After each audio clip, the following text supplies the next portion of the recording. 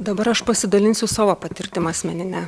Tai aš esu Sonata Mačiulskytė, aš gyvenu ir dirbu Klaipėdoje ir Klaipėdos rajone. Ir beveik 10 metų rūpinosi savo mama, kuriai 2013 metų pabaigoje buvo diagnozuota Parkinsono liga. Per sekančius metus ją pradėjo kamuoti sunkiai suvaldomi vaizdiniai ir delyras, tačiau demencijai diagnozuoti mums prireikė dar maždaug 6,5 metų nuo vaizdinių ir delyro pasireiškimo pradžios, po daugybės vizitų pas gydytojus ir ne vienos hospitalizacijos. Kai galvoju apie savo kaip globėjos patirtį, ją galėčiau padalinti į tokias dvi dalis. Iš vienos pusės teigiamą, iš kitos pusės mažiausiai iššūkių patirtį.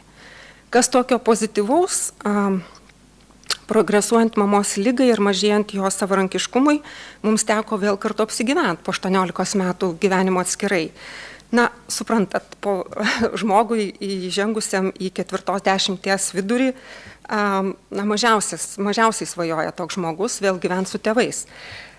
Bet kai dabar galvoju, tai padėjo mums dviem suaugusioms moterims užmegzti stiprų emocinį ryšį. Ir tai tikriausiai yra geriausia, kas galėjo mums abiems nutikti. Bet kartu tai ir sunkiausia iki šiol mano gyvenimo patirtis. O kalbant apie iššūkius, aš juos galėčiau vardinti ir vardinti. O pradėti norėčiau nuo sveikatos paslaugų, tiksliau nuo sveikatos paslaugų prieinamumo netolygumo, susidūrus su neurodegeneracinių ligų diagnostika. Kad ir pavyzdžiui, Lietuvoje yra 2 taip vadinami atminties koridoriai, pasaulyje jie yra įprastai vadinami atminties klinikomis. Pavyzdžiui, Australijoje tokiam kiekiui kaip Lietuvos gyventojų būtų 3 tokios specializuotos sveikatos paslaugų įstaigos ir tai yra bent 2 mažiau nei turėtų būti. Bet mano žinutė yra apie tai, kad tos 2 specializuotos klinikos išdėstytos 100 km atstumu viename Lietuvos pakraštyje, o mes gyvename visai kitame, 200 km atstumu nuo artimiausios. Bet ir dar ir ne tai noriu pasakyti. Tada, kai mums reikėjo specializuotų diagnostikos paslaugų, mes nieko apie jas nežinojome ir nei vienas gydytojas, pradedant šeimos gydytojų, baigiant neurologų ir psichiatrų, man neužsiminė. Demencijos sergant Parkinsono liga diagnozė nustatyta prieš maždaug 2,5 metų. Abi neurodegeneracinės ligos diagnozuotos ligoninės neurologinėme skyriuje.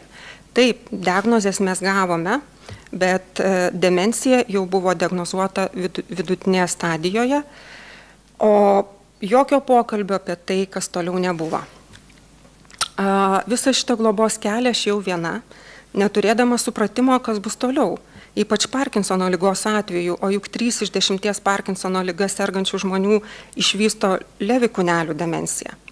Nežinodama, kas manęs laukia, aš atidėliojau arba buvau nepakankamai ryžtingas susikurti pagalbos savo sistemą. Aš jau visiškai buvau perdegusi, kai supratau, kad taip toliau tęstis nebegali, man skubiai reikia pagalbos, bet jos ieškoti jau trūko jėgų. Aš atsiribojau nuo savo socialinės aplinkos, nes jaučiau dar ir didelę gėdą, kad nesusitvarkau su savo pareiga globoti. Visą šį laiką aš dar dirbau ir buvo be galo sudėtinga, sunkiant mamos būklei balansuoti tarp globos įsipareigojimų ir profesinių pareigų.